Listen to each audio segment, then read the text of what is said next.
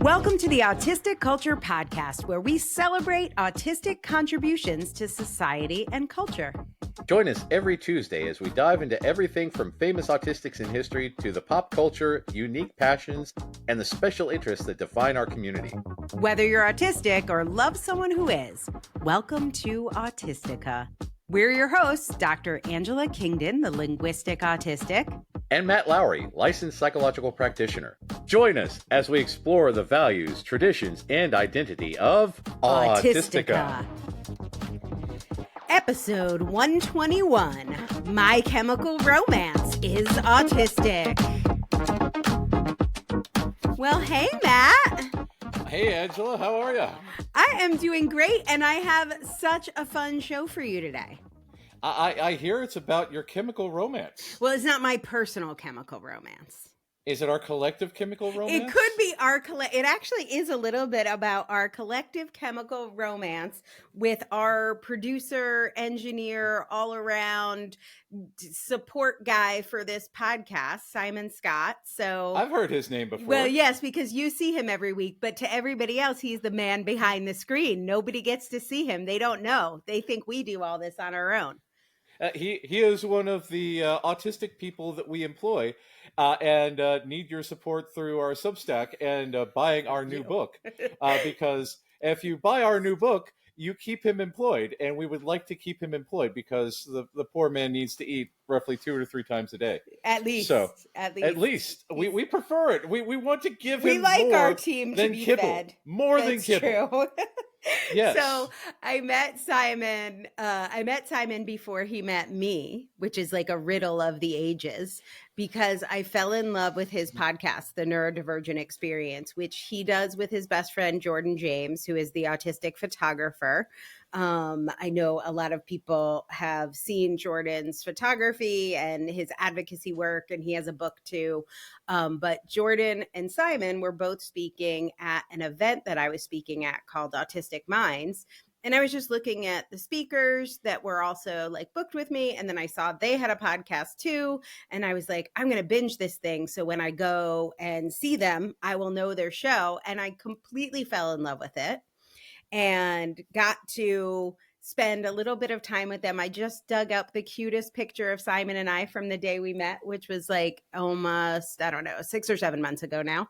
And then we just had like a autistic podcaster to autistic podcaster conversation and realized we had so much in common that Simon and I have big dreams together of actually making even more podcasts by neurodivergent people. And one of the things we're doing is making this show even better. So Simon came in, he's got a lot of production experience, and he was able to help us improve the quality of the show. So if you have noticed that, that is a credit to Simon. One of the other things we have in common is we are both music nerds, and he does some really fun info dumps on music on the Neurodivergent Experience. But I was telling him, hey, I really want to get you in to do a music show. And he came up with this idea for the band My Chemical Romance, who I think I've seen them. I know I've seen them at festivals. I've seen them around. I know like hit songs, but I didn't know the full deep dive. And that's what we're going to do today. We're going to bring our producer out from behind the curtains. So I can't introduce you to him because you already know him. And we're going to bring Simon on, and we are going to talk about the band My Chemical Romance. Hi, Simon. Hello. Today. Thank you for letting me out of the box. This is great. We don't usually do that with technical people. You're supposed to be in black behind the scenes. Instead, for people not watching the video, you are in a My Chemical Romance t-shirt. With the handy. Camera on. I know. Hello. I am breaking all of the emo rules. I'm in the light and I'm wearing a t-shirt with a band. You know, I'm playing to all of the rules. I've broken out into the light. I'm blinded.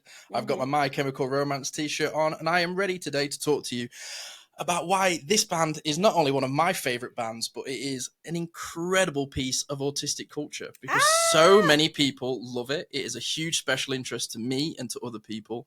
And I'm really excited to bring it to you today.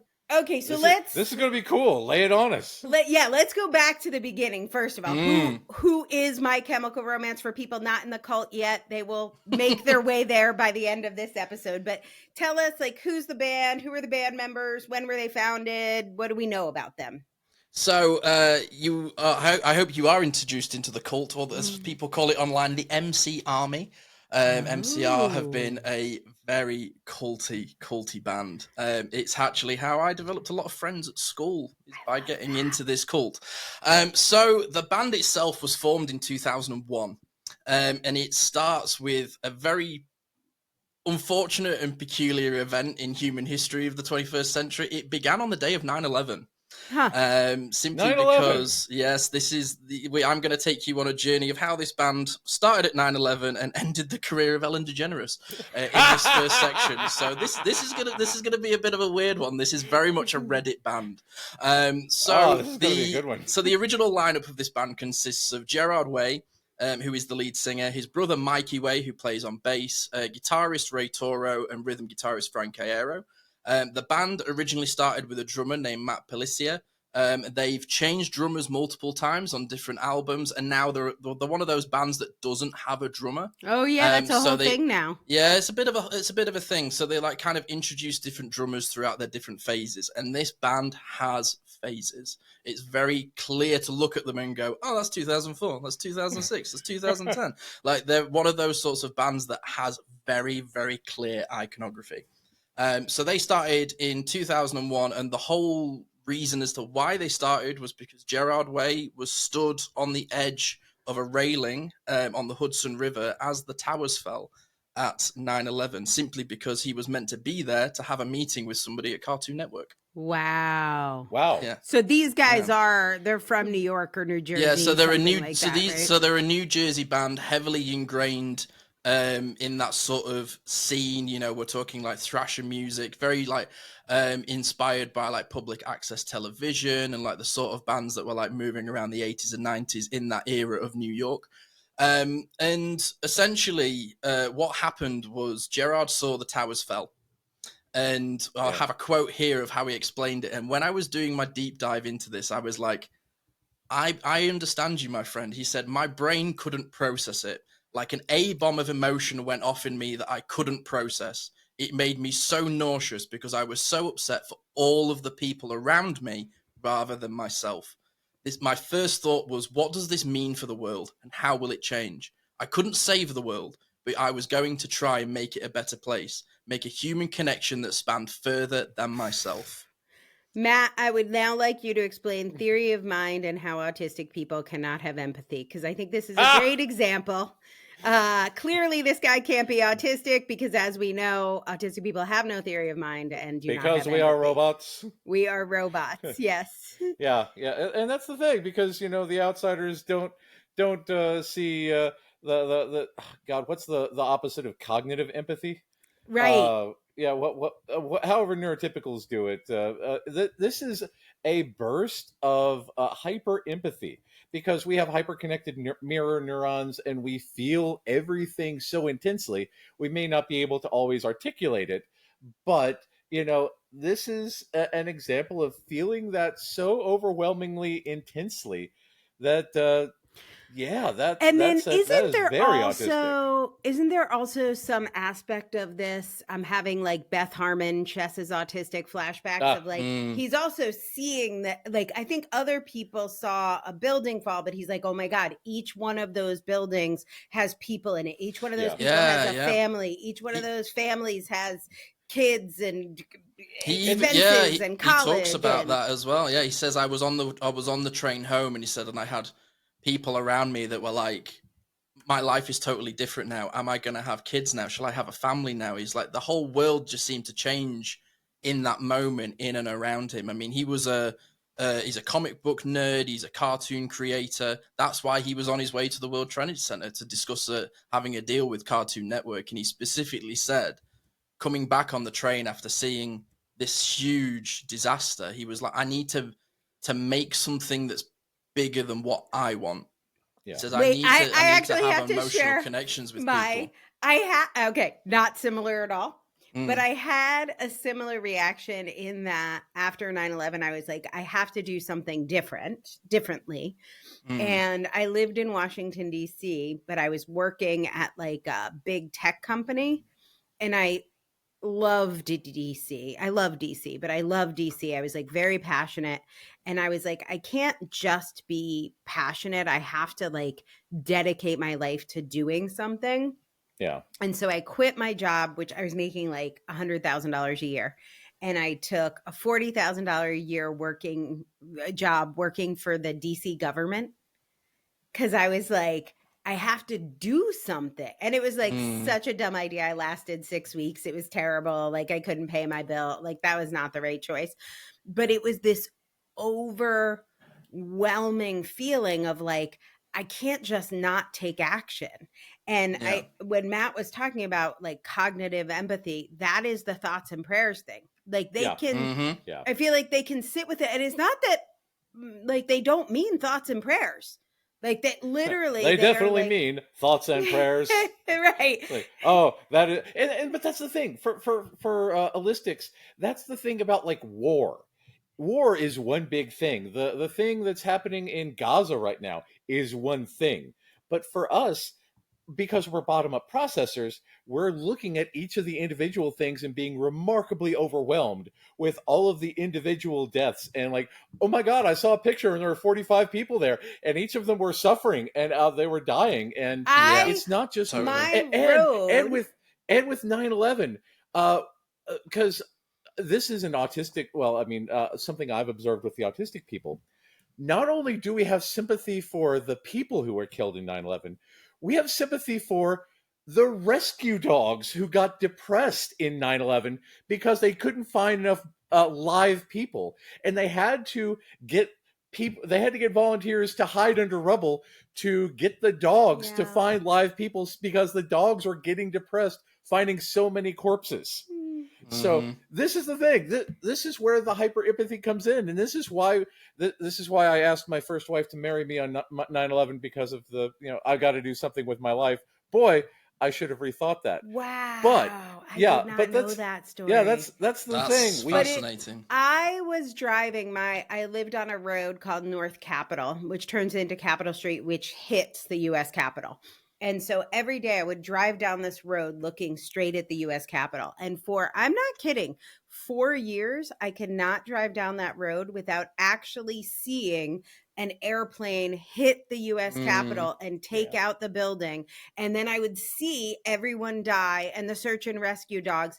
And then I would see kids, future generations on tours saying, this is where the Capitol used to be. Yeah.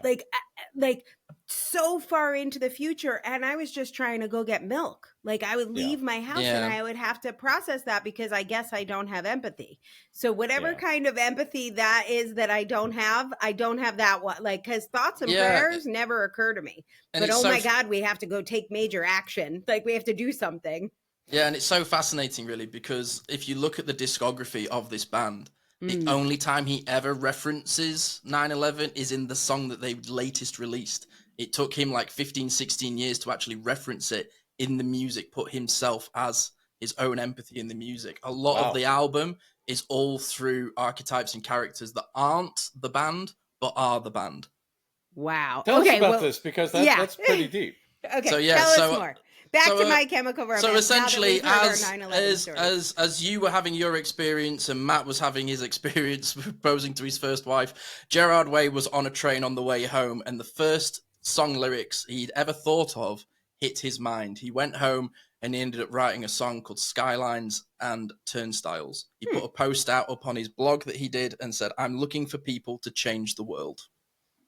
And he had a response from a friend of his who was a lead singer of another band, a gentleman called Frank Iero, who I've had the pleasure to meet. He's an absolute gentleman, and he's definitely autistic. From when I met him, he is such a great guy because he wanted to talk more about the band t-shirt I was wearing than let me interview him. Just looking back on that perspective. But also as well, as all of this was happening, Gerard's brother, Mikey, was working in a Barnes & Noble. At the time in New York as the towers were falling, and he specifically remembers putting a book away on the shelf when he got the news by Irving Welsh called Ecstasy, 3 Tales of Chemical Romance. Oh, and isn't that the guy who wrote Trainspotting? It certainly is, yeah. Yeah. Oh, wow. So Holy shit. all of these things were happening at the same time that culminated in this band coming together. And they sat down, and within a week, they had their first album not only written, but produced and performed and published. That is efficient. So yeah, so wait, Neurotypicals couldn't pull that off, man. No. Yeah, so they sat down in the recording studio and brought out I Brought You My Bullets, You Brought Me Your Love, which released in 2002, which completely set off their career, but in a very interesting way, because that album is like a prequel album to their second album, which is really their first album, because that's when they developed their sound. It's where they developed their like writing ideas, and it all comes from one of the last tracks on that first album, which is called Demolition Lovers. Okay. Now, the whole premise is that this band follows the story of the Demolition Lovers, specifically through its 2 first albums, but I believe there is relevance to it in the 3rd album, which is the Black Parade as well. But I will get into that And wait, because I'm getting distracted. The Black Parade is the famous. That's like when I heard of That's them. the Magnus That's Opus. The The Black album. Parade is their like Magnus Opus. I always It thought is that an was their first incredible. No, it's their 3rd album. It's Wow. actually the finale of a trilogy. Okay, so What when is the did theme of the you trilogy? find Tell us them? all about Yeah. this. Yes. So, I would have been about 11, 12 years old. Oh, I rub it vividly in. remember this. I had a friend who was my friend who didn't want everyone else to know he was my friend. So we Oh. only hung out outside of school. I This write is about relating that to- in our book, by the way. Yeah, if this Yeah. is relating to you, nod along. Mhm. So I went round to this young guy's house, Matt, and his older sister was a lot cooler than we were. She liked lots of different music. She had a septum piercing. I thought she was awesome, very rock and roll. And in the UK, there used to be, I'm not sure if it's still going, but this used to be like my idea of a LAN party. My friends would come round and we would just watch a music channel that just had music videos of all of the bands Yeah. that we liked on, and we'd drink underage and hang out. That was basically my summers. And I God, I vividly miss those remember, days. me too. And I vividly remember sitting down in front of my friend's old TV, and a My Chemical Romance music video came on, which is I'm Not Okay. And Wow. see if this relates to you. The album, the whole video starts, it's in a school setting. All of these characters are very ostracized in this school, don't fit in, and they decide to form a band. And the music video starts with the rhythm guitarist, Ray, turning to Jared, and he goes, "You like D&D, Audrey Hepburn, Harry Houdini, and croquet. You can't swim, you can't dance, and you don't know karate. Face it, you're never going to make it." And that is the first time a band ever spoke to me. Wow. And I was like, I like all those things. I was I going to can say, swim. But each of those sound like episodes of the Autistic Culture Podcast. Like we could make an Absolutely. episode out of each and every one of those. Thank you for the suggestions, friends. and as the riff kicks in, lyrics pop up on the screen in between the frames that goes, "Have you ever felt alone? Have you ever felt lost?" It's like, yes, I have actually. Thank you very much. And Simon. Yes, and that's how I discovered this band. And very soon after it, the Black Parade came out, and that album blew my mind. It still blows my mind to this day. Every Yeah, time I listen That's to a it. great album. And I it- feel like you should start there. If you haven't heard My Chemical Romance and you're Oh, listening to this, Yeah, I would and say start at Black Parade. I would absolutely say start at the Black Parade, then move to 3 Cheers for Sweet Revenge, then go to Danger Days, and then listen to the Black Parade in the correct order, because there is 2 different There's a ways to correct listen order, to you it. say.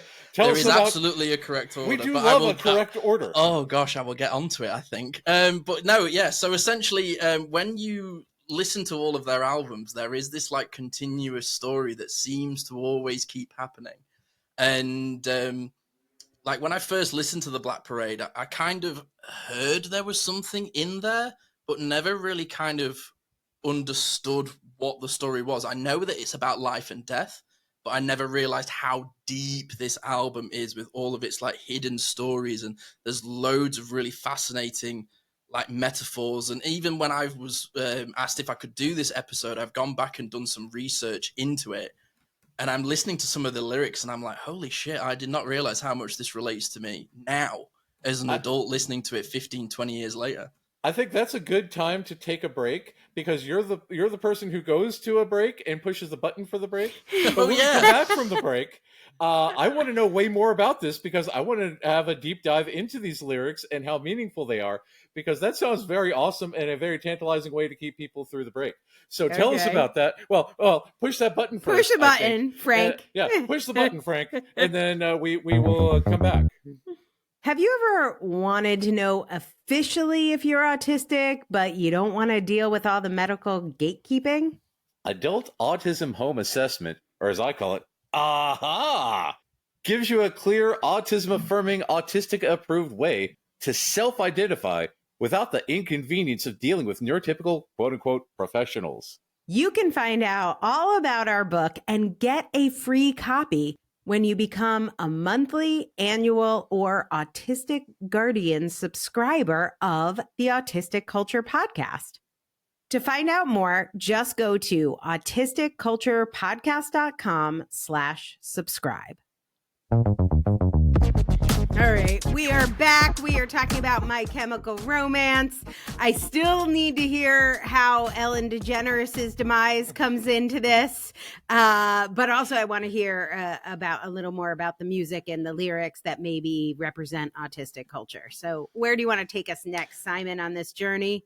Sure. So I will get the Ellen story out of the way first because I feel like I'm leaving you hanging. Yes. When I was listening to this music, I wasn't the only one. So was a young author by the name of Stephanie Meyer. A lot of the band's lyrics, especially the first album, relates to the idea of the young couple, the Demolition Lovers, are running away from something. Many people believe it's vampires. Many people believe it's vampires. That was the first thing I thought when you mentioned that. Go on. Lots of people have different interpretations of who the Demolition Lovers are. So Gerard Way is heavily inspired by Alan Moore. He's a huge fan of The Watchmen, and he's also a huge fan of The Killing Joke. Now, when I listen to this album, I see The Killing Joke comic book. And Stephanie Meyer was a huge fan of these lyrics. And she's the Twilight author, and then who wrote a series of books based off Twilight? E.L. James wrote 50 Shades of Grey, which then led to the career of Dakota Johnson, who then went on Ellen and then revealed her to be a liar, and then her career came down. So the entirety of Reddit goes, you can thank My Chemical Romance for the downfall of Ellen DeGeneres. That's a neat sequence of events. Give me the chain one more time. So 9/11 happens, My Chemical Romance form a band. They write an album about vampires. Inspired by Stephanie? So Stephanie Meyer is inspired by this album. She is inspired by it. Who asked My Chemical Romance if they would soundtrack Twilight. Oh, to which they said, didn't know that. No, you can keep your fucking money. Direct quote. I didn't know that. Hence the name of the song Vampire Money at the end of Danger Days. Wow. Ooh. They took that money now? Yeah, it's so hard, but it sure is funny. Gimme some of that vampire money. They did not get the vampire money. No, they purposefully chose not to. And then E.L. James obviously then wrote her series 50 Shades of Grey based off of that. The film cast Dakota Johnson. Dakota Johnson went on to be a star. Anastasia, she then went on Ellen. And then the whole Ellen fiasco where the producer was like, oh no, Ellen has a habit of lying. She wasn't at your birthday party because she was at a football game with George W. Bush, which then led to the crash of her reputation and career. So you're welcome. I guess. I just love the blunt. Oh yeah, Ellen lies a lot. You know. Yeah. So I didn't want to spend too much time on it. You know what she's like. Okay, got it. Yeah. So that's where we go. But with like the band and the writing itself, it's fantasy worlds. Gerard Way is creating fantasy worlds with all of these albums. 3 Cheers for Sweet Revenge follows the Demolition Lovers from the first album, or so it is interpreted, because he's never confirmed it. He's always said, I would rather you create your own interpretations because then there's more versions of the album. They always say that. Wow. That means they don't know. Yeah. Which is a very Quentin Tarantino sort of thing to say. It's like, I like to be interpretive. So his whole idea around this album is that the Demolition Lovers are separated by death in a gunfight, Bonnie and Clyde style. Okay. And the male goes to hell only to learn that the female lover is still alive. the devil appears in front of him and says, she's still alive, by the way. Sorry about that. You can be with her again, but only if you bring me the souls of 1,000 evil men, to which he agrees to do so. So many of these lyrics have justice sensitivity running through them, where it's characters discussing doing bad deeds for good reasons and losing yourself in the idea of the sense of justice. And the way that the sort of the album progresses, it starts with Helena, and then there's just like so many different moments in there. It's like when I just started taking my ADHD medication, I started listening to the song Thank You for the Venom. Give me all your poison, give me all your pills, give me all your hopeless hearts that make me ill. Wow. Wow. Oh, that's spot on. That's really good. He just seems to have these sorts of ways of like really diving into it. It's like whenever people like talk about like your spin, like people seem to have like obsessions with the ideas of who the band is. Like posters on the wall. My special interest is digging into these albums, really getting a feel for them, and like almost like having the movie of them play in my head every time I listen to them. That's one of the things that I find about this. It's like pure sort of like storytelling escapism. And this album is so like comic book like drenched. You can really feel the depths of like, we're talking like like 2000 AD comics, Dark Horse comics from the 90s. We're talking about like Alan Moore. There's even like some themes from his book Jerusalem in this album. There's like some real depths of like his sorts of storytelling. And he's heavily influenced by these comic book writers. He himself is now a comic book writer. He's been working with Dark Horse, but there's so much that like sort of devolves into these sorts of lyrics. And when I was listening to this specifically, I was a 20-something former high achiever, burnt out, undiagnosed autistic. I was struggling with substance abuse. I was struggling with the idea of not reaching my potential. And a lot of these lyrics are, we're going to put down the people that put you down. And I highly related to a lot of it. And the very like satisfying conclusion that comes from the end of this album is this man learns that he is taken 999 souls for the devil, but because of what he has done, he now has to be the 1,000th. Ooh. So there's some really beautiful like tied up imagery that comes from this. And he talks about it when he's sort of like producing the album of how he had the intention of a plan. I actually have a clip for you to listen of how he talks about how he dissected the albums, and he thought that the band was just a phase. To be honest, I never saw My Chemical Romance going past Black Parade. I planned things pretty far in advance. And before we'd even done the first record, I would write out titles of things. I definitely knew I had the title of the second album before we'd even recorded the first. And by the time I'd got to the third album, which didn't have a name, I felt like that was the end. And basically, the time spent after Black Parade was me fighting against that instinct and fighting against myself. So the end of Black Parade felt like a very natural ending. To go beyond that felt like betraying some sort of artistic command that I had within myself. So obviously this is all sort of planned out. Yeah. Well, two thoughts on that. Number one, fantastic autistic accent there. Because right, that's why I had to play you a clip. You had to hear him speak. Oh my God, yes. I mean, everything, right down to the cadence and rhythm and the taking a breath in the middle of the sentence. Yeah, all of that. Well done. Oh, damn, I'm on board. And number two, that's the thing, because, allistic band people tend to say, you know what, sex, drugs, and rock and roll for as long as our bodies hold together. Looking at you, Stones. And he's like, yes, I had a plan and we achieved that plan, and now the plan is over and I'm ready to move on. Right. I have completed the mission. Yeah. I did the thing and now the thing is done. And now it's time to write some comics. But yes, tell us all about it, because hot damn, that was a good quote. Oh, by the way, listeners, the reason we have more sound clips now is because Simon's very good at that sort of thing. So if you enjoy the added sound clips, please drop a line and say, hey, thanks, Simon, for adding all that cool stuff. Yeah. So yes, go on. Yes, I try. This is where I feel like, he had his idea of a plan.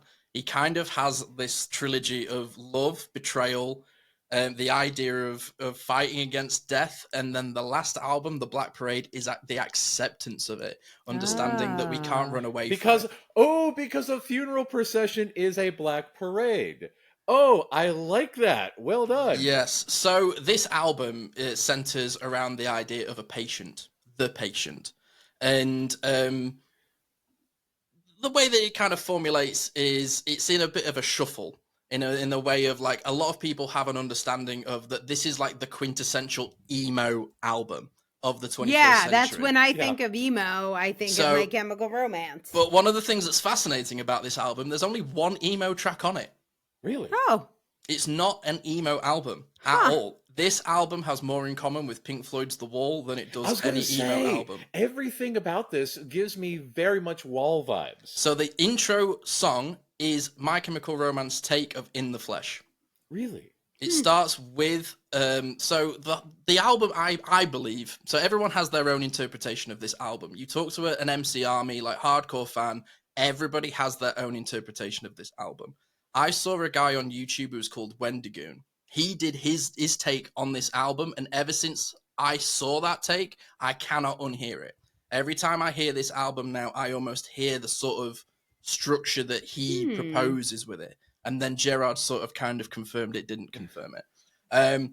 But when listened to in this specific order, I think it is one of the best 3-act rock operas that has never been on Broadway. And I will die on that hill.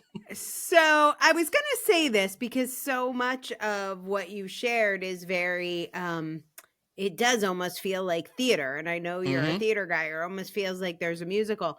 I never caught that. I mean, I wasn't a huge fan of the band, but I definitely have had it on. It's in playlists that I have in Spotify. And I never caught that there was a story. So I want to break down like what you think that the 3-act rock opera is and whether we're going to get this produced. But before we do, tell me how, like you mentioned that one song where those lyrics got you, that you felt like they were speaking to you, but like, how did they suck you in? Because I've always just thought of them as like, I don't know, background noise. They're the early aughts. They're the sound of the early aughts. I know the sound, I know the feeling, but you kind of, this became a special interest for you. Yeah, they were the first band I ever saw live. Oh, I love that. Mine was Cool in the Gang. So my dad was the only person in the arena not wearing black. And one of the things that kind of, you know, like when you see something and you go, everything other than that, I'm going to compare it to this now. Yeah. I saw one of my generation's best ever live acts first. So it completely gave me a measuring stick. Yeah. They walked on, when My Chemical Romance play live, they play as the characters from the album. Nice. So when they toured as the Black Parade, supported by My Chemical Romance. So when they come on stage, they were the Black Parade. The album of the Black Parade follows, in my opinion, 2 main characters, not 1. And when you understand that, you can see it in their music videos, you can see it in, or you can hear it in how the songs progress and how the lyrics form and the tonality of how like all of the songs from one character start with piano, all the other ones start with drums. Ooh, that would connect with his quote in that case, because when he said it, sort of, I didn't see it past that. He was saying, like, the story finished. He's like, like, there were no future album names. There was no. But when they made Danger Days after the Black Parade, it's its entirely own story, but that's the only album that's linear. It's like they purposely went, right, if we are going to do a concept album, we'll do it linear, because this one certainly isn't. It's all over the place, but it's like, you know, timey-wimey a little bit. So the way that this album starts is with the end. It begins with, come one, come all to this tragic affair. And it sounds like a Grand Marshal of the Black Parade has walked into the hospital room where the patient lies in bed dying of cancer and goes, if it's so funny, then why are we laughing? And the album starts with... And this is Act 3. Wow. This is Act 1. The show you starts think this with is Act 1? This is the so show the so Act 1 starts with the Black end Parade. and rolls right into Dead. And what this album seems to do is it uses so many European operatic techniques where there's so much crescendo of drums and there's trumpets and there's like a big, huge orchestra. Every time I hear certain songs in this album, I see like chorus dance numbers appear. Like there's so many like elements you could do. There's like breakdowns of like dance solos and everything in these albums. But there's so much influence. He essentially said, if Freddie Mercury died, what album would he make about death? I want to be that person. So he integrated lots of things that he loves. Like you'll notice the characters have really specific costumes and iconography. He hired Colleen Atwood, who designed a lot of Tim Burton's costumes for Sweeney Todd and things like that, because he's heavily influenced by Tim Burton. So this album essentially starts with 3 acts of, we have a patient who is dying of cancer. He's an incredibly young man. He then dies. You hear in the album, the heart monitor begins the album, and then at the end of the song, he flatlines. And the parader and the Black Parade walk into the hospital room and sing, "You're dead. Have you heard the news that you're dead?" It's a huge, big, operatic, big opener. And then suddenly it takes him, the album is essentially a Christmas carol. It takes him through the history of his life and his mistakes and shows him regret. You know, there is past, present, and future. And Teenagers, right at the bottom of the end of the album in the linear order, seems really unusual. You put that as the 3rd track, that is a flashback to a disgruntled young man's life, explaining why he is the way that he is. And each song, if you play them in this specific order, it goes the patient and then the Grand Marshal of the parade, or the parader, as people call him online. And it seems to like have this sort of, it devolves into, I'm going to take you through life and death of things that you could have done better. It introduces a female character who is the patient's lover, how he pushes her away as he's dying from cancer and says, you know, I don't love you like I did yesterday, which is the name of the track. And it then has this character reflecting on going, shit, I've been pushing everyone away in my life, going, no one knows me, no one needs me, no one loves me. But I never gave them the chance. I never gave myself the chance to know myself, which is then when we have the beginning of Act 2, where the parader goes, that's great, but you're still going to hell. And I'm going to take you there. And he shows you the Sharpest Lives, the House of Wolves. And one of the lyrics in the Sharpest Lives is, even though it looks like I'm laughing, I'm really just asking to leave. Oh. And, you know, just like goosebumpy sort of feeling. It's like, I felt like that in parties. I felt like that in jobs, you know, in all these different sort of aspects. And it then hits a certain point, which I believe is Act 3 of the album, which is where the Grand Marshal remembers who he was, because he's a lost soul. He's taking one soul into the afterlife. Okay. And you learn who he is, which is the song Mama, which is the best written song on the album. It is an entire reflection of a character dying in World War II, writing letters to his mother going, you won't be proud of the deeds I've done, to which she replies, you're no son of mine. And all of this sort of like canonized back and forth dialogue is done. And the person that they got to voice Mama, or Mother War, in this album was Liza Minnelli. Really? What? Wow. Okay. And the reason as to why he said I needed to get Liza Minnelli on this album is because the reason they started playing music is because they were influenced by their grandmother, who was obsessed with Liza Minnelli. And he wanted to make a point of going, when I sing this album, I want it to sound like every time you listen to it, a little part of me dies, which is so related to what Julie Garland used to have with Frank Sinatra. You know, he used to say every time Judy sings, a little part of her dies. And you can so hear this in Gerard's performance. There's a lot of things that they did to like really get the idea of life and death across. They moved into a haunted house to record the album. And a lot of them said that they were really struggling with the ideas of like mortality and you know, one of them went through a really big breakup and was struggling with substance abuse. So they wrote about it. And this is what all of these parts of the albums, you know, sort of depict. And he specifically said, I wanted a voice to finally talk back to me. I wanted somebody kind of motherly, who was a survivor, who had been through a lot, but was rooted in theatre. She was the first person that came to mind. And then, lo and behold, our producer, Rob, made a phone call to her assistant, and that was it. She said she would do it for free. Wow. So Liza Minnelli appears on this album in why. this song, Mama. I don't know why, but I am so glad that she did. Because this song sort of seems to sit on its own in the album. But when you look at the previous album, there's a song called Ghost of You. And all of the music video is set around a USO band playing the day before D-Day. Wow. And it shows, at the end of the world, you're the last thing I see. I hope I'm never going home. Can I and should I? And it plays on the idea that the character that you followed in the second album could potentially be the Grand Marshal of the Black Parade in this album. No. So it all seems to move together. And then last but not least, the Grand Parader decides, do you know what?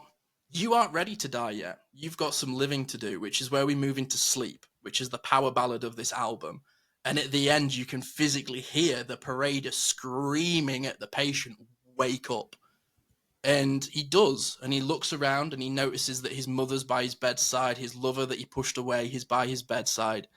And he chooses to die. But before he does, the song Famous Last Words plays. And he goes, I know that I can't make you stay, but where is your heart? And it's the idea of like understanding his own internal emotions. There's so much like interception discussion with this album of I can't process these emotions. And alexithymia. I need to go. And he doesn't know how.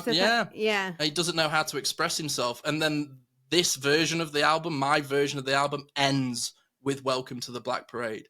And the parader goes, do you know what, young man? You didn't get to live a life, but I'm sure going to make sure that death remembers you. And if you watch the Welcome to the Black Parade music video, it is the end of this musical. Huh. Because it's so cinematic. It's a patient in a bed surrounded by nurses, and the lyrics. When I was a young boy, my father took me into the city to see a marching band. And it plays the idea that this entire album is his life flashing before his eyes. It happens all at once and not at all. Wow. And that is a very Alan Moore influence. Absolutely. And do you know what happened off the back of this album? They played Demolition Row on the soundtrack of The Watchmen. Their song is in the final credits. Oh, wow. Wait, yes. What's Demolition Row? Demolition Row is My Chemical Romance covered Bob Dylan's Demolition Row in the credits of The Watchmen. Oh! Wow, And when you listen to the album in this order, I played it for my partner Karis the other day in the car, and she was nearly weeping.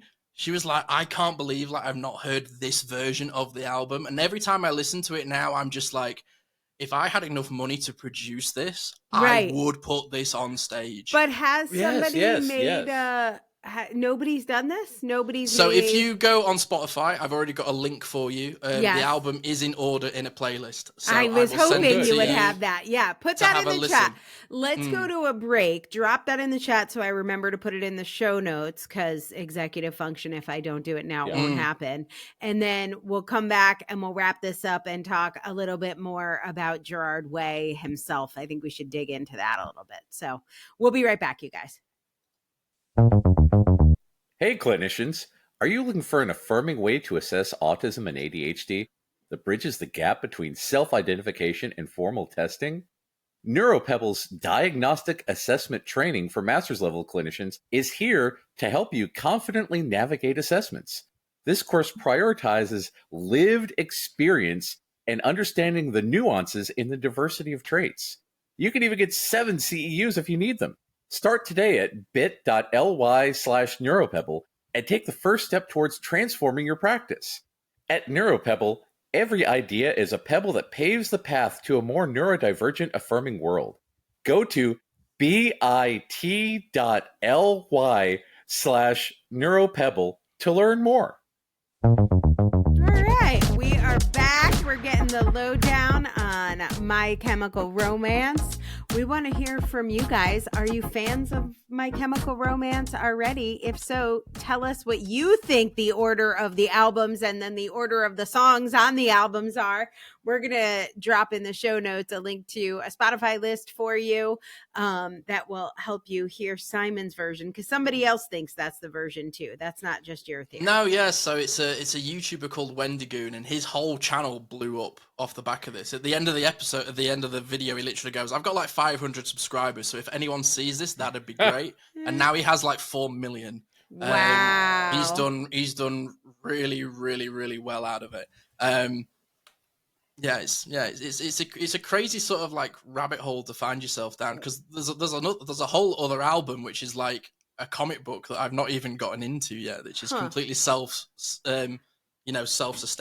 What's the story of Gerard Way and of the band after the big success of this album? Are they still making music? Did they break up for a while? Does the story continue? So basically, off the back of the Black Parade, they toured non-stop pretty much for 2 years. I feel like they were on every festival. They were on every poster I saw. Everywhere. Absolutely everywhere. And, this album's multi-platinum. It's like a generational album. There's so much subculture that's kind of derived from this band, and especially this trilogy of albums. And you can only imagine the pressure of what comes next, especially when you've got this sort of like completionist idea of, I'm only going to make a trilogy of albums. I'm done with this. I'm going back to writing comic books, which is what Gerard Way wanted to do. And they went back into the studio and made an album, and all of them hated it. Oh. And they shelved it. They put it on the cutting room floor. They were like, this is not working for us. They tried to write without a concept idea. They just went into the studio and went, let's write some fucking music. And it's not great. I'll be honest, compared to like the sort of stuff that they made. They ended up releasing it as like B-sides. It's called Conventional Weapons. There are some tracks on there that are great. Right. But it's not my chem. It's just not. Well, it needs to feel like a story, and there was just like no sort of story to it. Well, it's like, Watchmen 2, more Watchmen. And we finished that story, and where do we go from here? Yeah, there's a hell of a lot of pressure, and then basically off the back of that, I have a bit of a clip actually where Gerard talks about, how can I make something different, and this is what he had to say. I mean, a big source of my inspiration is my wife Lindsay, my daughter Bandit, my band. They're my best friends and my brothers, and they really inspire me. I think a lot of the art on Danger Days was informed by Ridley Scott's films like Blade Runner, and then Gus Van Sant's films like My Own Private Idaho, Vanishing Point, and The Warriors. And I kind of mixed all this stuff up in a desert. Depending on the project, my source of inspiration comes from all different places. This time I looked a lot to Tokyo, whereas I feel Black Parade was a very European record, and it was a very, very European-looking record. The uniforms, and there was a sense of architecture, and pageantry and costumes and stuff, and that was the look that I wanted for Parade. And then for this, obviously it changed because it is a more modern, current thing we were trying to say. I think since Black Parade was about life and death, I looked to the past, and then since Danger Days was about right now, I looked to the future. And the future of the band in 2010 was creating Danger Days, the fabulous lives and deaths of the Killjoys. I've definitely said that wrong, but it's something along those lines, because there's lots of comic books that come with it. It's like the true lives of the fabulous Killjoys is the album, but there's multiple comic books that Gerard Way wrote for Dark Horse off the back of this album. But that's what they were doing in like 2010. They don't do like companion.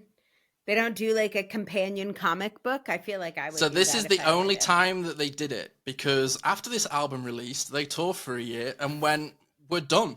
And they broke up and completely disappeared for maybe 8 years. And one of the things that I find really poignant about the last album that they made is it's a radio show. Ooh. Oh! So the album starts with the radio host hiding in the desert, Dr. Death-defying, going, look alive, sunshine. 109 in the sky and the pigs won't quit. You're here with me, Dr. Death-defying. I'll be your surgeon, your proctor, your helicopter, pumping out the slaughtermatic sounds to keep you alive. System failure for the masses, antimatter for the master plan. Louder than God's revolver and twice as shiny. This one's for all you rock and rollers, you crash queens and motor babies. Listen up, the future is bulletproof, the aftermath is secondary. It's time to do it loud and do it proud. Killjoys, make some noise.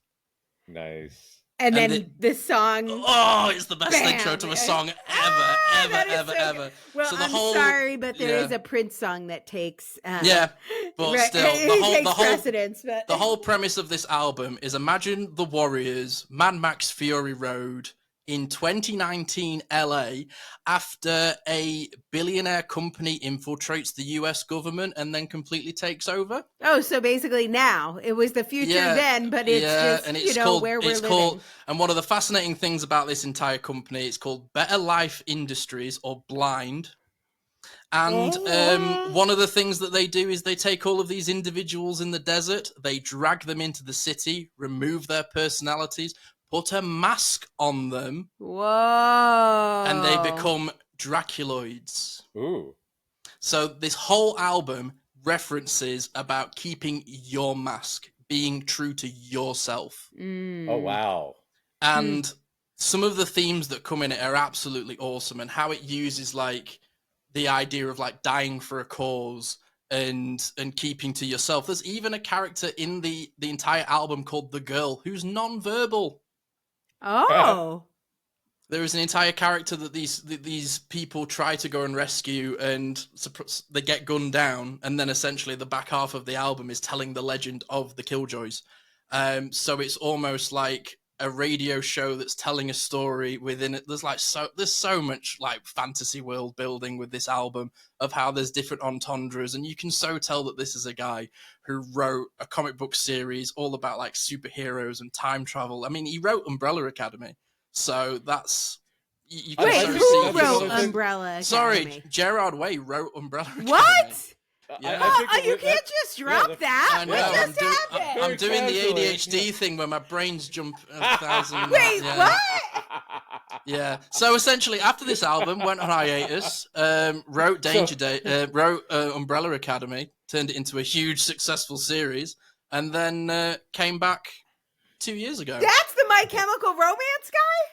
Yeah, Gerard Way is the writer of Umbrella Academy. Yeah. 9/11, Fall of Ellen, and Umbrella Academy. What's happening? Yeah, so this guy is prolific. And one of the things that I only just noticed the other day is when Danger Days finishes, it plays with an incredibly distorted version of the Stars and Stripes, the Star Spangled Banner. Yeah. And as it devolves, it goes into static, and the song that they released 8 years later flows beautifully into it.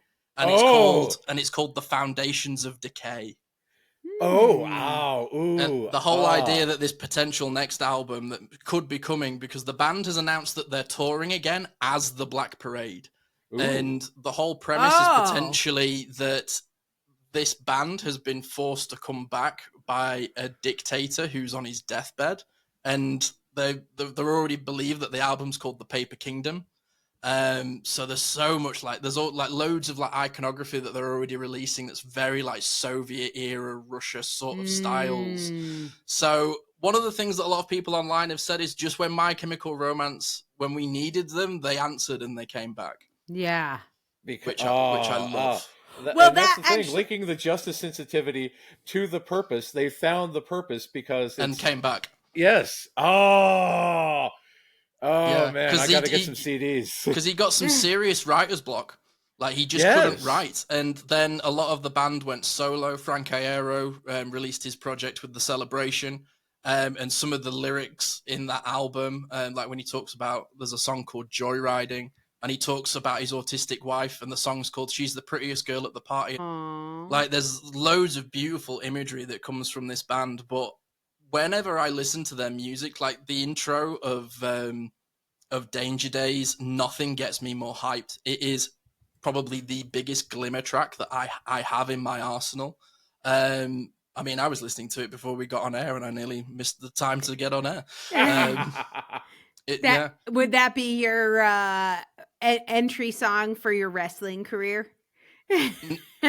We haven't got time to discuss Okay. that today. No, we can't talk about that. I'm already running out of time. Yeah. So the thing that because he is, I mean, obviously he was involved in Umbrella Academy. It's not like he doesn't have access to donors, money, producers. Oh, yeah. Why do you think the first albums weren't turned into a TV show or a West End musical or something like that? Because it obviously could have happened. Honestly, they're a weird band. You know, I can't imagine 2002, 2004 My Chemical Romance getting that kind of deal. I really they can't. couldn't have done it then. No, for sure. No. But when I look back on like their discography now, honestly, if I had a ridiculous amount of money in the bank, I would be pestering the man and being like, let's turn this trilogy into something. Somebody must. And that's another thing, like with Bill Watterson in Calvin and Hobbes. He had offers after offer after offer for merchandising for other media, and there's been rumors for decades that he's hand animating a Calvin and Hobbes movie by himself. Because that's the only way that he would want to do it, because he's incredibly particular and deserving of an episode. And again, Alan Moore is notoriously reclusive, notoriously anti-Hollywood, because nobody ever gets his adaptations right. So he refuses any screen credit. He refuses the money that they give him. He refuses all of this because he tells the story that he wants to tell in the way that he wants to tell it. Is this in any way linked to all of that? I believe so. There are quotes that I've read and heard about all members of the band. Even I interviewed Frank Iero when he did his solo tour in 2015, and the first thing I asked him was, "Can I have a hug for teenage me?" And he went, "Absolutely, that would be great." And we sort of had an interview, and then we just started talking. I said to him, "Oh, it's 10-year anniversary soon of the Black Parade. Are you going to bring it back?" And he went, "I find it really hard to go back to things once I've moved on." He said, the Black Parade had its ending. I've done it, and now I'm doing this. Wait, I feel like Matt has is there an autistic connection there?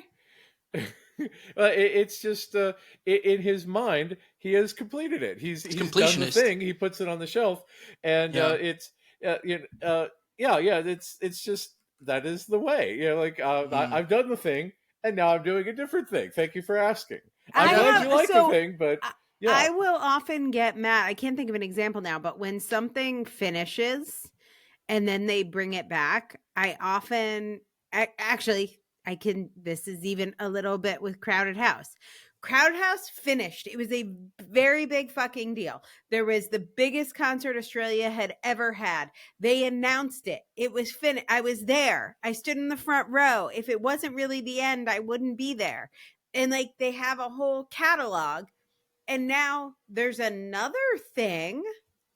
But part of me, it's like a completely different thing. And it's 20 years later. And part of me is like, okay, that thing finished. That completed. Why are we bringing it back? It's done. But I've never verbalized that, obviously, as you can tell from all my stuttering. But there is a slight annoyance, even if it's a thing I like, because is it maybe expectation sensitivity connected? Yes, because I did all the work. I already said goodbye. I cried all the tears. I feel tricked.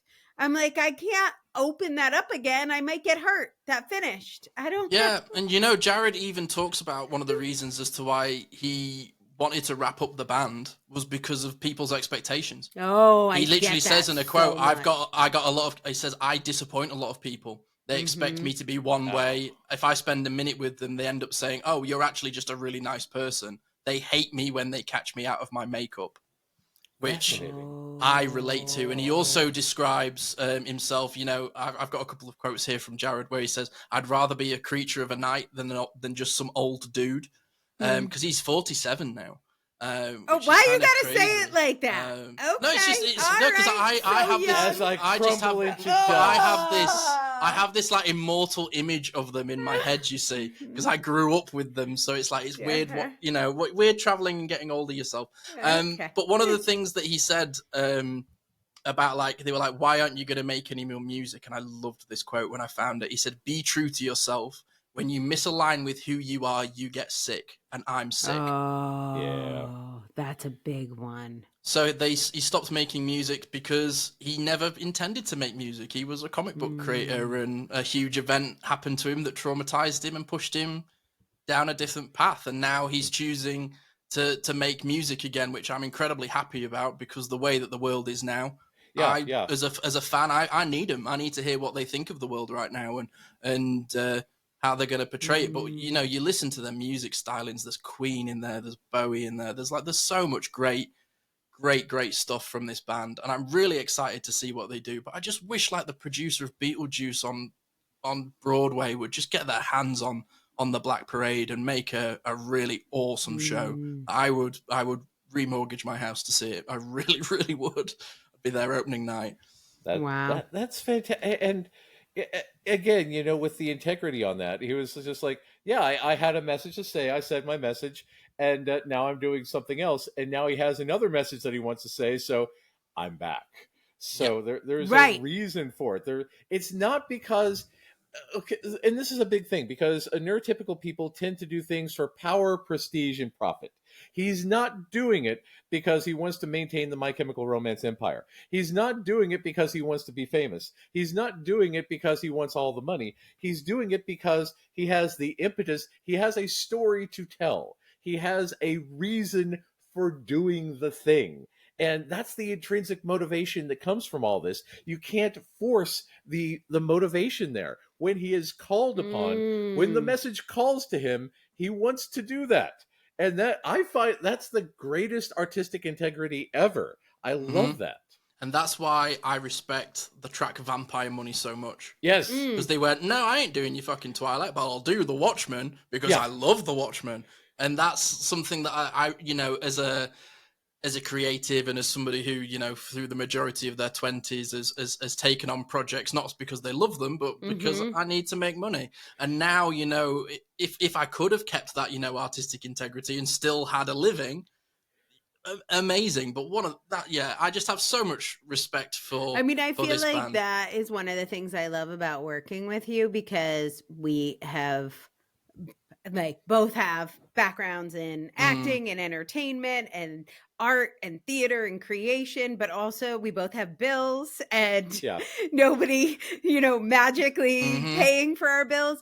And one of the things I think about having creative partners is, like, I will be like freaking out about money, and you'll be like, but we have to think about the art and coming back to that. And then you'll do something, you'll be like, oh, but we could use SEO to get more this with that. And I'm like, but wait, we don't want to just like trick people. I want people to listen because the show is so good, not because we like bamboozled them into it. And like, that is when you have a really, I think, maybe it's autistic culture, but like justice driven sense of art, of like, I'm not gonna sell out for vampire money. It's so true. Like, every time anything bad happens, like really bad happens, like, you know, current presidents of America happens, the only like positive I ever take from this is the art that will come from this will be fucking great. Right. Yeah. Like, that's the only positive that I kind of like really cling on to. My Chemical Romance has a reason to come back. And Jared, please save us. Save us. Yeah. And that's another thing about the podcast, because it's that meme with Will Poulter of, you guys are getting paid, because we don't. We do this for free, and that's the reason why we need the Substack subscribers and for people to pay us, because we like to pay you and we like to pay other people and to get it out there. But we do it for the justice sensitivity reasons. We do it because there's stuff that needs to be said, and we dedicated a huge chunk of our lives to getting out here and saying a message. We're coming next week on the Autistic Culture Podcast. Is Stephanie Meyer autistic? Right. Hashtag Stephanie Meyer, hashtag autistic, hashtag please support, you know, whatever. Right. We record episodes about like Mythic Quest, because nobody knows Mythic Quest. I did Lena Dunham, for the love of God. Yeah. Like, we do the things that we do because we need to do them, because it's that impetus, that artistic drive, that intrinsic motivation, that we have something that we need to say and we get it out there, no matter if anyone's listening or not. And Yeah. and again, I'm always under the impression that Bob from Toledo is our only listener. Hi, Bob. Thanks for listening. Yeah, Bob. then Thanks for we tuning would in, Bob. make it for Bob. We would do it for you, Yeah. Bob. But Yeah. that's one of the things that I love about podcasting, and was the main reason as to why I started my own podcast, was because when I was diagnosed, there was so much negative rhetoric out there that I was finding I wasn't getting through to the positive neuro-affirming people like yourselves. It's taken me years and a lot of soul searching and a bit of depression to try and find my way through it. And I am a podcast listener. I consume podcasts at a ridiculous rate, and I love them. It's my medium, and it's my way of storytelling. It's my canvas. And I was looking for a podcast, and it wasn't out there. And I went, it's going to have to be you. You're going to have to make it. Yeah. And that's what I've done. And from that, I found other people, and now I'm working with you guys. And I am a big believer in, don't tell them, show them. Yeah. And that's the best way that we can express autistic culture, is by discussing it, sharing it, spinning on it. The best way to show authenticity is to be yourself in a safe space and just do it. Yeah. What's the name of your podcast again that we will have in the show notes so people can click on it? Sure. So it's the Neurodivergent Experience. We have new episodes every Thursday. We're a weekly podcast. Sometimes we talk about deep topics. Sometimes we just talk about things we like. It's myself, and it's a bit of like a Jedi Padawan situation. My colleague Jordan has been undiagnosed for the best part of like 8-9 years. He's a lot further down his journey than I am with unmasking and things like that. And it's just a nice sort of juxtaposition of the Jedi Padawan, me figuring it out and understanding things, and him kind of guiding me, showing me along the way in a really positive way, I think. So yeah, I love personally doing it. say my favorite thing about your show is watching it's like the inside track on male friendship. I don't think we have a lot of guidance for what male friendship is supposed to look like. We have a lot on female friendship, but like you mentioned the Jedi Padawan, that was the first couple episodes. Like that did happen, but now like your friendship feels much more even, and you're further along in your journey. I think like one of the big breakthrough episodes for me was your Christmas episodes this year. Where I appreciate that's great feedback. Thank you. Yeah, that friendship, it's definitely fun to see guys connecting on emotional shit, and then also sometimes Teenage Mutant Ninja Turtles and wrestling and sneakers. I have to remind myself that even though we're a neurodivergent podcast, we're also a men's mental health podcast. We talk a lot about our difficulties. I've struggled with depression through my 20s and substance abuse and things like that, and I just thought there was something wrong with me. It's not. I'm just in the wrong world for my brain. And learning that, and sort of one of the things that I like about podcasting and just myself in general is there is like a sonic gallery of my journey in our episodes. We're on episode 57 now. You go to episode 1, you can watch me grow into an unmasking autistic person and look at how much my life has improved and how affirming I am with other people. And that was the goal of it. It was make a podcast that would help me. And it has. This is the way. I think it's interesting too how scary it feels to unmask and how fast it can happen. It feels really slow because there's often skill regression. We've talked about that. There's relationships that blow up. There's jobs that blow up. I'm pretty sure. Oh, my phone book is it's changed big. Different phone book. I mean, I'm doing different jobs. I have different friends. I have different hobbies. We know you've moved. We've all been through that trauma. Yeah. It was literally like one of the scariest things I think about learning that I was a highly masking person was that I had been bullying myself into being somebody I'm not. Yeah. It's like the worst bully. I said something in a podcast episode, and when I edited it, I burst into tears. I casually just said the worst bully I've ever had was me. And after that, I was like, I got a journey to go on. I've got my walkabout to go on of being an unmasked person, and I can honestly say it changed my life. in the Yeah. best way possible. But being it more seems authentic so and- hard when someone's telling you, like, give up your job, give up your house, give Oh up yeah. maybe you share your bedroom with your partner, give up sharing your bedroom. You're like, no, everything's going to fall apart. I'm going to lose everything. That's one of and that's, and we'll wrap up my sort of contributions to this episode. The last single that my Ken brought out is The Foundations of Decay, and it talks about growing older and accepting who you are. Don't change yourself for other people. Our bodies fade and our hearts decay, but let it burn, let it wash away. And Well, I feel like I set you up for that. What a beautiful way to end this episode. It's almost like we're broadcasters, right? I love it. Simon, Scott, thank you so much. If you guys want to learn more about Simon's work, you can search on any podcast player for Neurodivergent Experience. If you are a neurodivergent podcaster and you want to hear about the collective that Simon and I run and be a part of that, you can reach out for both of these things. You can also go to Autistic Culture Substack, go to this episode, find the show notes, and you will have ways to contact us and get the link directly to the Neurodivergent Experience, but you can find it on anywhere you get podcasts. And Matt, before we say goodbye today, I have to ask you really quickly to tell me one thing you loved about being autistic this week. Oh yeah. Last week was my son's spring break, right? And he was here for an entire week. And my son is my body double. And we moved in October, but again, getting stuff up and running. I got the library up, I got the video games up, but other stuff has been slower because I've got to unpack and find places for everything. And he's like, no, we need to put everything away now because I really need you to find all of my stuff. And at my old house, he would draw a lot of pictures and we would put them in frames and hang them up in my bedroom.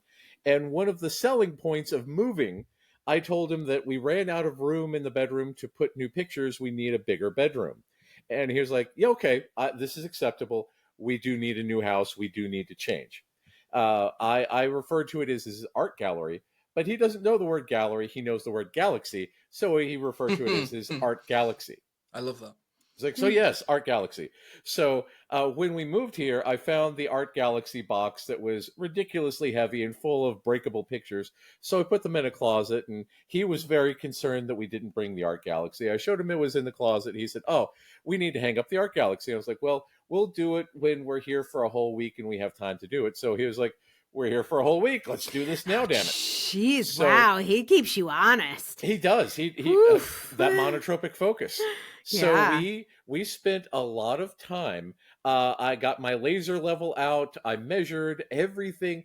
In the old house, we just kind of put it up piecemeal whenever he wanted to put up a new picture, and it was like scattered all over the room, very chaotic. But this is very, very, very structured and organized. And I made sure to use every available space on a wall. So it's this magnificent quilt that spans the entire wall with 70 pictures. And it's really, really beautiful to see the progression of his art going from I can hold a pencil to I will replicate every detail of these electric towers that I saw on the way here today, because that is a very specific electric tower. That is a very specific cell phone tower, and you can tell exactly where it is based on all the stuff around it. So we finally hung up the Art Galaxy, and he just kind of stands there now. And I'll be sitting here watching TV, and he just gets up and goes into my bedroom and just kind of stands there and smiles and looks at his Art Aw. Galaxy. And he wanted to hang up some of his, because he has this photographic memory, he recalls work assignments that he had at school and then replicates them exactly down to the date that he Wow. did this. Wow. And he wants to hang them up too. And I was like, no, that's the work galaxy. This is the art galaxy. And so now he's planning on hanging up a work galaxy in his office. So Perfect. it is the monotropic focus. It is the impetus to create and to sit back and say, "Ah, yes, I created that. That is Aw. the way." So I do love that. I just reorganized my rock gemstone collection and got As a little one does. label maker, and I labeled each of them, and then I organized them by color, and they're very pleasing to me. And I am the only one who does this, but I must stand in the room and stare at them. I feel like calling people, but I know no one will care. So You I could call just Kinsey. stand. Kinsey would care. Yeah, that's true. These are our neurokin. And if you have an amazing collection that you have a beautiful picture of that you would like someone to stare at, you can share that with us. We would love to hear it. We want to hear about your collections and all of your pebbling magic and your favorite songs by My Chemical Romance. Go check them out. Simon, thanks so much for being with us today and for sharing and info dumping with us on what are we now? My MC Army. Part of the MC now that Army we're now. part of the MC Army. So. Trust me, the pleasure was absolutely all mine. It's not like I've been planning it every day for 3 weeks. You did it. What am I going to do now? I don't know. Bye, everyone. Have a good one. Thanks for listening to the Autistic Culture Podcast. You can hear our show through any podcast player, but the best way to engage with the show is by going to autisticculturepodcast.com. When you go there for the first time, you might be confused, but once you pop in an email address into that login screen, it will all make sense. Now, why would I give a stranger on the internet my email address? By giving us an email address, they will get free access to transcripts as well as videos for each show that are released on the same day as our podcast episodes. So our podcast is free everywhere if you go to autisticculturepodcast.com. They could trade us their email address for transcripts, videos, links to things we talk about on the show, and special invitations. All that for free? What do they get if they decide to give us some of their hard-earned money? Other than our deep appreciation, of course. We know not everyone can afford to become paid supporters, but for those who can, that's what helps us pay our amazing producer and content manager. And to say thanks for helping us defray the cost of doing the show, we do have some exclusive perks like live Q&A calls with us. They get access to our secret book club podcast, my virtual writing circle, where you can process some of your autistic trauma in writing. And a digital copy of our brand new book, Adult Autism Home Assessment, our definitive guide to accurate and affirming self-identification, as well as audiobook recordings. If you enjoyed today's episode, don't forget to check out our advocacy episodes every Friday, where we explore important issues and share strategies for living your best, most authentically autistic life. This is the way.